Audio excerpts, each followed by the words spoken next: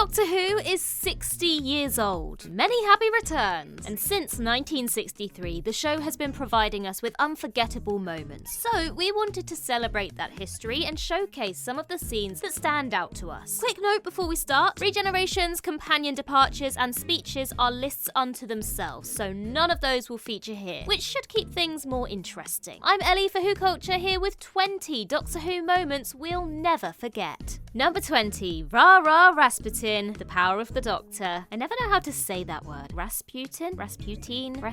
You know who I mean. Sure, John Sims' master wheeling an elderly David Tennant around to the Scissor Sisters is iconic, but nothing beats Sacha Dhawan's gloriously deranged disco dancing in The Power of the Doctor. The story goes that Dhawan misread the script and effectively improvised the moment. Improvisation is key to Doctor Who's success, given its persistent lack of time and money, and nowhere is this better realised than the Master busting some sick moves to Boney M while taunting the Doctor. Possibly another perfect bit of improv was the Dalek and Cyberman actors looking quizzically at each other when presented with the Master's dance routine. It's one of Doctor Who's most chaotic and hilarious sequences from the past 60 years. Number 19. You can't mend people? Kinder. It might have an unconvincing pink snake, half the cast of the bill, and a very fake-looking forest, but Kinder is genuinely terrifying. Not in a jump scare sort of way, but in a psychological way that can really get under your skin and freak you out. The Fifth Doctor regularly seems out of his depth here, not knowing how to deal with the increasingly unpredictable Hindle and disarm the explosive devices set around the dome. In this memorable scene, the Doctor returns to the dome to find Hindle and Sanders building a model village, and when the Doctor accidentally breaks the head off of one of the model villagers, Hindle memorably screams, "You can't mend people, can you?" while waving the decapitated cardboard figure in the Doctor's face. It's one of the most genuinely spine-chilling portrayals of madness in the show's history, and you're welcome for that wonderful performance, by the way. Number 18. Because I'm clever. Midnight. There's always a danger that Doctor Who can become too safe, because the audience knows the Doctor will save the day. Midnight brilliantly turned all of that on its head by putting the Doctor in a situation he could neither control nor understand.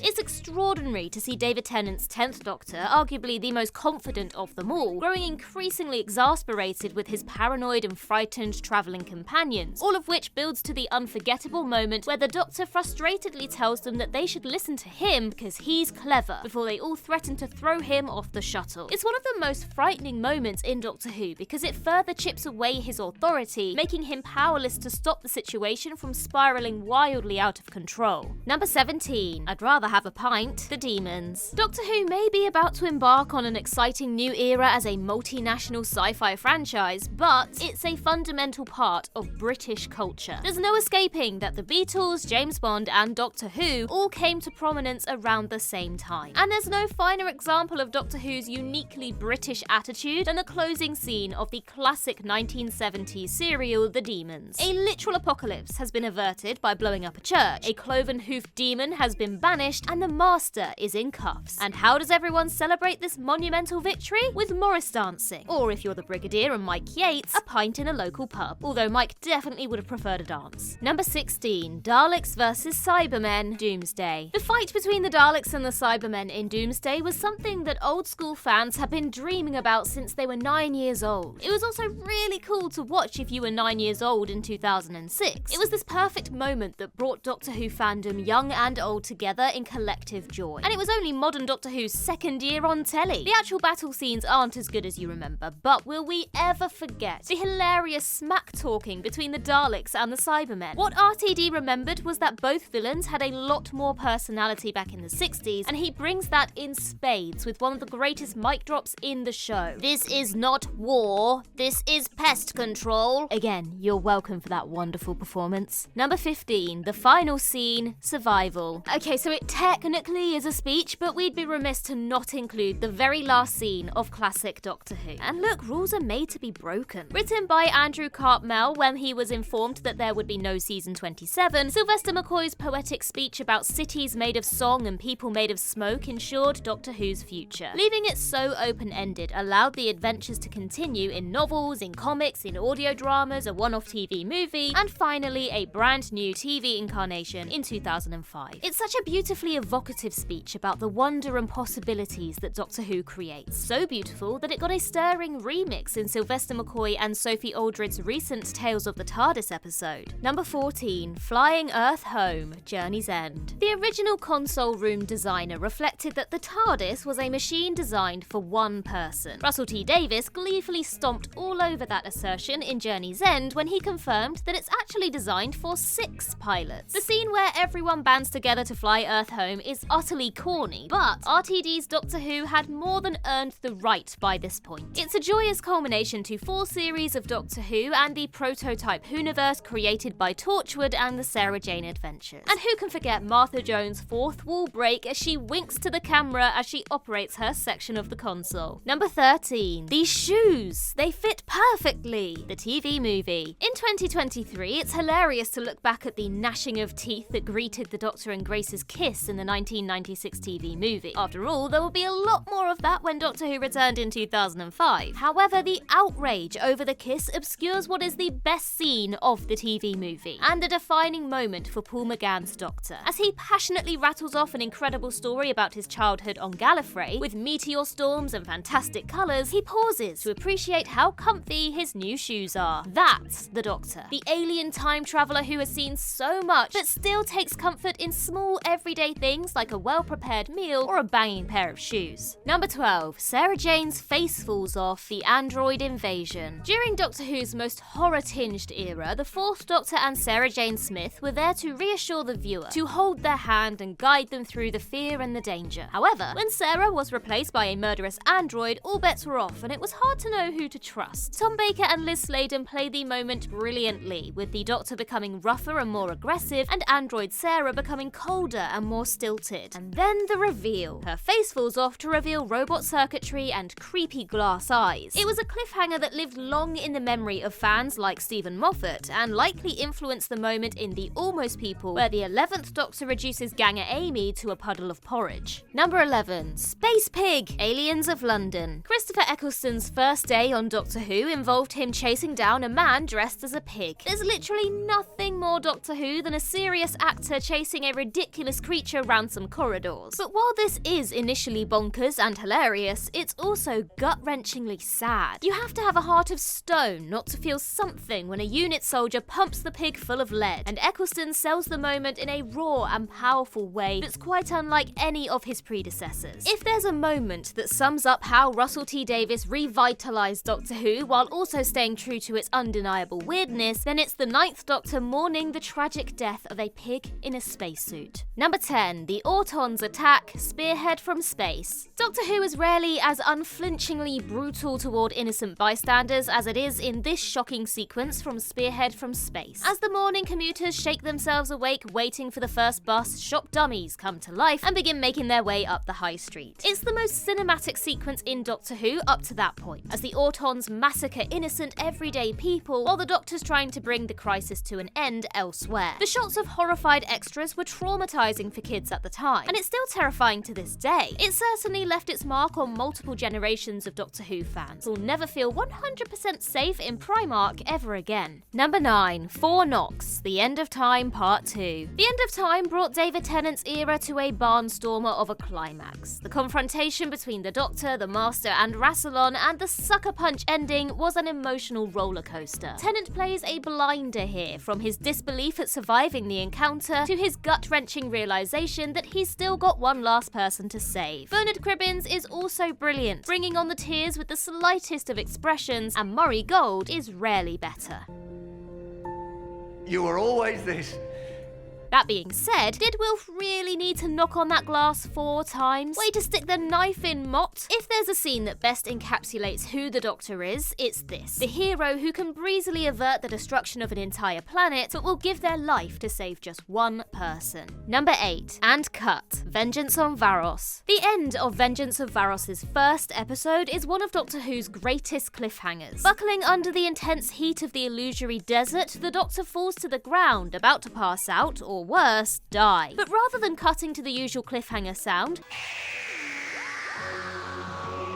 the show does something completely different. It cuts back to the gallery as the director orders the shot to be held for a little longer before signalling for the cameras to cut there, and cue titles. It's a masterfully meta Doctor Who moment from writer Philip Martin. It's the Doctor trapped inside a TV show and being tortured for the entertainment of a politically apathetic population. As Perry recently pointed out in Tales of the TARDIS, the story is still incredibly relevant in the 2020s. Number 7. Reunited with Sarah Jane, School Reunion. There was an odd moment when Doctor Who came back where older fans took some convincing that it was still the same show and not a complete reset. All of that changed when the 10th Doctor and Sarah Jane Smith were reunited in School Reunion. It's hauntingly beautiful, from Sarah laying eyes on the TARDIS to her standing back as the 10th Doctor moves quietly into shot. It's an electric scene that not only beautifully captures the idea of picking up exactly where you left off with an old friend, but also bridges the gap between old and new Doctor Who. The decades just melt away as the Doctor and Sarah are reunited once more in a creepy school. What a triumph! Number 6. Nine meets the Dalek. Dalek. Tom Baker's contemplation of genocide in Genesis of the Daleks is terrific, but it is ultimately a speech, so instead, let's consider the Daleks' return to Doctor Who in 2005, a scene that is the meatiest bit of Dr. Dalek dialogue since the 4th Doctor contemplated touching two wires together. Christopher Eccleston proves he was absolutely the right choice to relaunch Doctor Who with prestige and gravitas in just a few minutes. He goes from utter terror at being locked inside with a Dalek, to an almost cruel mockery when he realises it's unarmed, to frothing rage and chest-puffing pride at destroying the Daleks once and for all. An astonishingly raw performance never seen before in Doctor Who, and one of the most unforgettable Dalek scenes of all time. Number 5. The Apple, the 11th Hour. Stephen Moffat's Doctor Who is at its best when it's tackling big sci-fi ideas with the poetry and beauty of a fairy tale. Case in point, the scene from the 11th Hour where Amy finally buys into the Doctor's crazy world. When the Raggedy Man crashes into her garden demanding food, little Amelia hands the Doctor an apple with a smiley face carved in. He keeps hold of the apple, then disappears for 12 years, leaving Amelia to deal with her abandonment. So, is there a description of how time travel works as moving and memorable as the Doctor returning to adult Amy with the same apple still fresh that she had handed him over a decade earlier? Well, no, there isn't, quite honestly. Number 4. Cybermen at St. Paul's, the Invasion. If we're being honest, Doctor Who would have never taken off if it weren't for the monsters. 5 weeks into its run, the Daleks breathed life into an occasionally stilted educational show for kids, and it never looked back. One of the most iconic Doctor Who images is the Cybermen marching down the steps of St. Paul's Cathedral in the Patrick Troughton serial The Invasion. It's more iconic than the Daleks on Westminster Bridge because the Cybermen pose a serious threat to the safety of London, whereas the Daleks have already conquered the planet. There's a reason that the image transcended the Doctor Who story from which it originated and adorned student bedrooms, postcards, and greeting cards. It's the perfect example of Doctor Who's unique selling point: the clash of the alien with recognisable reality. Number 3. And the Shepherd's Boy says, Heaven Sent. Heaven Sent was voted the greatest Doctor Who story of all time in a recent Doctor Who magazine poll, and it's easy to see why. An absolute masterclass in writing, direction, and performance by Stephen Moffat, Rachel Talalay, and Peter Capaldi that gets to the very heart of who the Doctor is. In the final montage, set to Murray Gold's haunting The Shepherd's Boy, the 12th Doctor lives up to his promise to never be cruel, never be cowardly, and never give up, as he spends billions of years smashing his fist into a wall of diamond. That's who the Doctor is, the hero that will always do the hard thing and take the long way round. Not because it's easy, not because it works, because it hardly ever does, but because it's right. Number 2. The Curator, the Day of the Doctor. In an anniversary special full of unforgettable moments, the surprise return of Tom Baker takes the jelly baby. What's sometimes forgotten is how brilliantly Jenna Coleman underplays Clara's delivering of the message that the Undergallery's Curator wants to speak to the Doctor. It would be so easy to add some portent or mystery to those words, but she just throws them out as she heads back to the TARDIS. And then when Tom Baker's unmistakable voice booms out from off camera, there are chills down everyone's spines and goosebumps on their arms. It's a masterclass in setup, which is hardly surprising given Stephen Moffat's career as a sitcom writer. What's more, it's the only instance of Tom Baker sharing the screen with another Doctor in official Doctor Who. It's utterly magical. Number 1. Barbara is menaced by a Dalek, the Daleks. If there's something that ties Doctor Who together across 6 decades is the skills of the actors to lend gravitas to special effects that often look a bit ropey. In that regard, Jacqueline Hill was a trailblazer that fundamentally changed the shape of the show. Due to the nature of Doctor Who filming in the 1960s, Hill wasn't acting opposite a full Dalek prop, she was acting opposite assistant floor manager Michael Ferguson brandishing a Dalek sucker arm. Regardless, Hill absolutely sells the horror of the moment, teasing the eventual Dalek reveal the next week. And thus, a legend was born. An unforgettable moment that gets a new lease of life via the 60th anniversary colorization, and it's hard to think of something more deserving. And that concludes our list, but for more of our favourite Doctor Who moments, then check out 10 greatest modern Doctor Who episodes. In the meantime, I've been Ellie with WhoCulture, and in the words of River Song herself, goodbye, sweeties.